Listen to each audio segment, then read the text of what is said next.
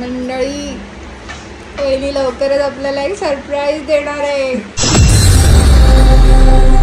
नमस्कार मंडळी, आज आहे आमच्या शेतातल्या लावणीचा दुसरा दिवस. जेवणाची तयारी सुरू आहे एकीकडे. जस्ट आता अंगणामध्ये झाडू मारला, मी भांडी उरकली. आई जेवणाची तयारी म्हणजे भाज्यांची कापाकापी करत होत्या. आरू खालीच आहे. चिरचिर पिरपिर, चिरचिर नाही पण ठीक आहे. सकाळी सकाळी थोडंसं रडू आलं, डायडा ओरडला म्हणून. चला मी हे कपडे घेऊन खाली जाते. लाईट आहे तोपर्यंत मशीनचं काम उरकून जाऊ दे. दोन पोरं एकत्र असली की नुसता उच्छाद मांडतात. खेळणी सगळी ओतून ठेवलेली आहेत. आई आणि वहिनी भाजीची तयारी करतायत. मी थोडेसे तांदूळ निसून घेते. तू किरकिर करू नको बाबू, काच कारण नसलं तरी अगाव सगळी खेळणी ओतून आलाय. भर सांगितलं तर नाही. फटकायला पाहिजे एका पोराला. खाली ऑलमोस्ट सगळं उरकत आलेला आहे. भात शिजतोय, एक 5-10 मिनिटात शिजून जाईल.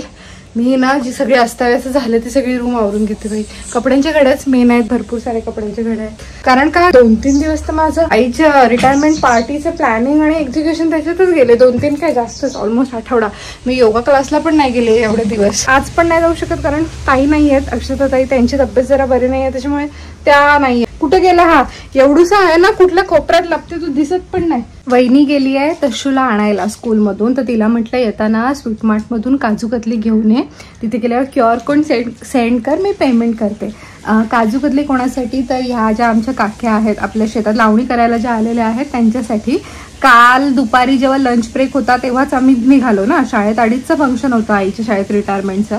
तर तेव्हा त्यांना सांगितलं की आई रिटायर होणार आहे, शाळेत फंक्शन आहे तर निघतोय. तर त्या म्हणाला की येताना पेढे घेऊन ये. तर काल येताना काय पॉसिबल नाही झालं आणि आम्हाला येईपर्यंत त्या गेलेल्या होत्या. त्यांची वेळ म्हणजे त्या घरी पण पोहोचल्या असतील आणि आम्ही आलो. त्याच्यामुळे काल तर काही शक्य नाही झालं. मग आत्ता वहिनीला म्हटलं तू चालली आहेस तर काजू कतली घेऊन ये त्यांच्यासाठी. तर चला त्या थोड्या वेळाने येतील खाली. मी ऑलमोस्ट रूम आवरली आहे, थोडीशी आवरायची आहे. पटकन उरकते आणि आपण जाऊया खाली, कारण एक 10-15 मिनिटात जेवणासाठी ते शेतातून येतीलच. ही साडी मी वेअर केली होती आईच्या रिटायरमेंट फंक्शनला. आम्ही राजस्थानला गेलो होतो बघा, खूप आधी, म्हणजे आरू पण तेव्हा लहान होता.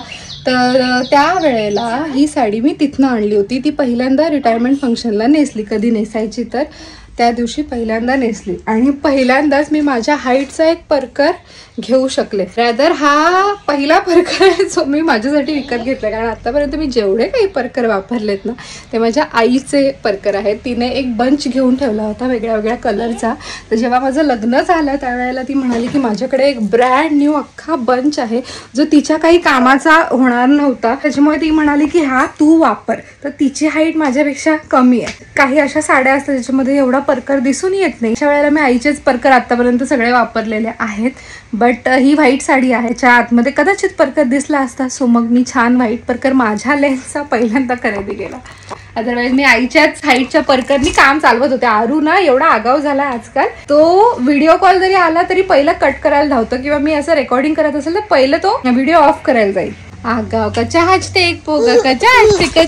तेव्हा हेच कारण आहे ज्याच्यामुळे गेले काही दिवस आपले शॉर्ट लॉंग कुठल्याच प्रकारचे व्हिडिओ आले नाहीत. कारण की मला एडिटिंगला वेळच नव्हता. कॉन्टेंट आहे माझ्याकडे शूट केलेला, पण त्याची स्क्रिप्ट राईट करून एडिट करणं पॉसिबलच झालं नाही. फटकवी ना, नखरे नको करू. लाडातच आलाय तो सकाळपासून.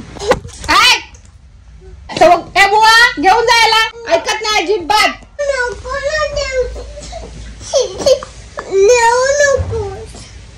तू ऐक मम्माचं, नाही तर देऊन टाकीन बुवाकडे. तुला समजला?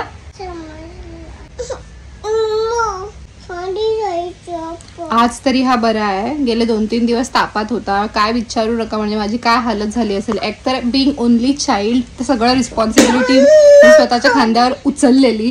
अगदी सगळं प्लॅनिंग पासून सगळं एक्झिक्युशन पर्यंत भरपूर गोष्टी. त्यामुळे मला वेळ नाही मिळाला एडिटिंगला वगैरे. आणि त्यात हा लेकरू माझं नेमकं त्या दिवसांमध्ये तापाने फणफणलेला. असं जेव्हा मेन काहीतरी फंक्शन असतं तेव्हाच लेकरं आजारी पडतात.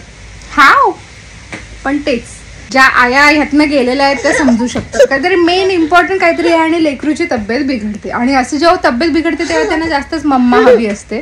So just don't ask. पण ठीक आहे, त्यांनी त्या मानाने बऱ्यापैकी मला आईच्या रिटायरमेंटचं फंक्शन उरकू दिलं, म्हणजे अँकरिंग पण मीच केलं. तर तो मध्ये मध्ये लुडबुड करत होता, ते तुम्ही बघालच व्हिडिओमध्ये.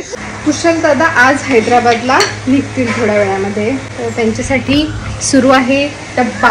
त्यांच्यासाठी काय, बटाट्याची भाजी आणि चपाती. सगळ्या काक्या आल्यात, आता त्यांना जेवण असेल ते बनलेलं आहे.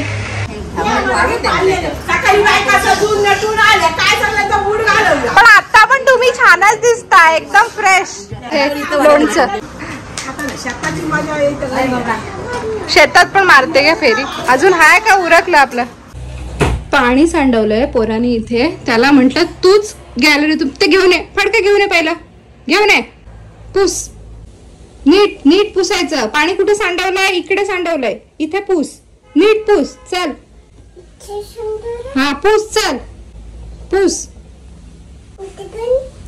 Very good. पुसायचं. स्वतः पाणी सांडवलंय, स्वतः पुसायचं. पुसा. प्लीज एक्सक्यूज माय अवतार. खूप गरमा करतोय आज. आम्ही दमट हवामानाच्या ह्याच्यात राहतो भागामध्ये.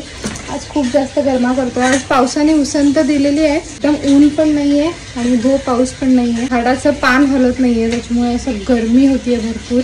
आरूला आंघोळीसाठी पाणी लावलंय, त्याची छान आंघोळ करून घेते. तो जेवला मस्त. आम्ही पण सगळे जेवलो. मी नॉर्मल जे घरात बनलेलं सगळ्यांसाठी तेच खाल्लं. गेले 3-4 दिवस डाएट फूडला माझं हे आहे, म्हणजे मला वेळच मिळत नाहीये बनवायला. झाला ओके, थांबालं मी. बाकी घर कितीही जरी आवडलेलं असलं तरी खरं जे सॅटिस्फॅक्शन मिळतं ते कचरा काढल्यानंतर आणि लादी पुसल्यानंतर असतं. कपडे मी आमचे तर वाळत लावले केव्हाच. आता हे दादा बहिणींचे कपडे आहेत. दादा ऑलरेडी निघालेले आहेत हैदराबादला. बहिणी त्यांना सोडायला गेली आहे. तशू खाली खेळतोय.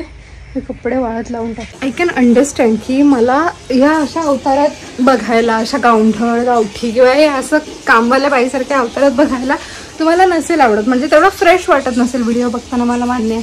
पण trust me, currently I don't have time की मी लाईक व्यवस्थित प्रत्येक शॉटच्या आधी जरा हुलिया सवरून शूट करेन.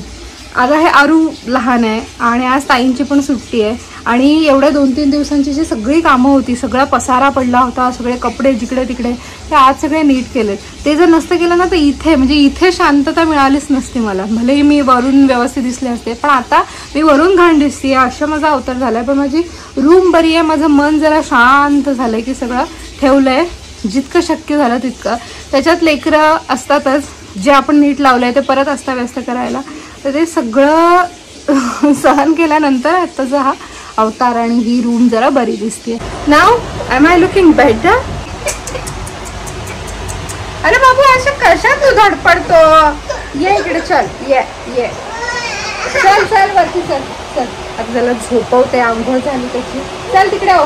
नाव I am looking comparatively better, कारण मस्त छान स्वच्छ तोंड धुतलंय, केसांची गुंत काढलेली आहे, कपडे चेंज केलेले आहेत, रिलॅक्स वाटतंय. आता रूम पण आवडलेली आहे. जो पसारा दिसत होता तो रूममधला आणि माझ्या डोक्यातलं पण कमी झालेलं आहे. जी मेजर कामं होती ती पण कमी झालेली आहे. सॉरी तुम्हाला फॅनचा आवाज येत असेल, दोन्ही फॅनचा खूप जास्त आवाज येत असेल, पण आता माझ्या त्राण नाही आहे, ते बंद करायचं आणि मग शूट करायचं. अरूची आंघोळ झाली, त्यांनी कपडे पण गप गुमान घालू दिले. खूप मोठं टास्क होत असतं अदरवाईज ते.